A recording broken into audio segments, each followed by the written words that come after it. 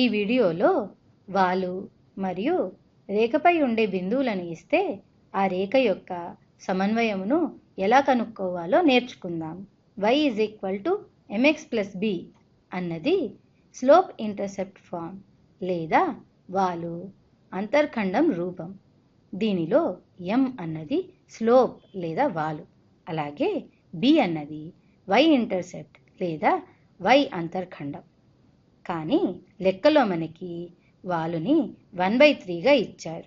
కావున ఈ y = mx + bలో m బదులు 1/3ని రాస్తే y = 1/3x + b వస్తుంది.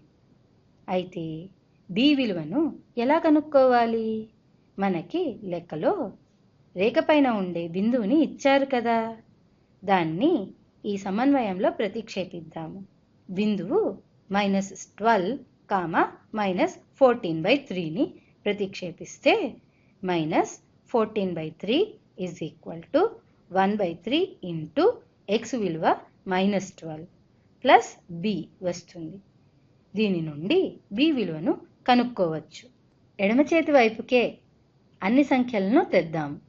-14/3 = 1/3 × -12 -4 కనుక -4 + b వస్తుంది.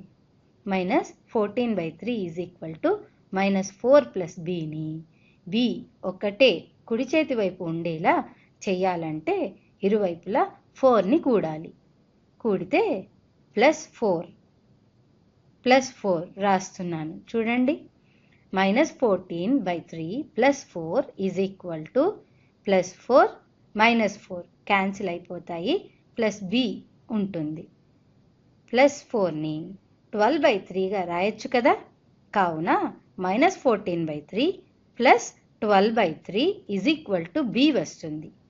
దీని విలువ -14 + 12 మొత్తం /3 = -2/3 కనుక b = -2/3 వచ్చింది.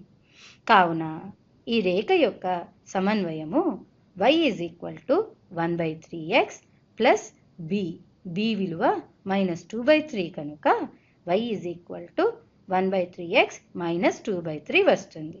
వచ్చే వీడియోలో కలుద్దాం.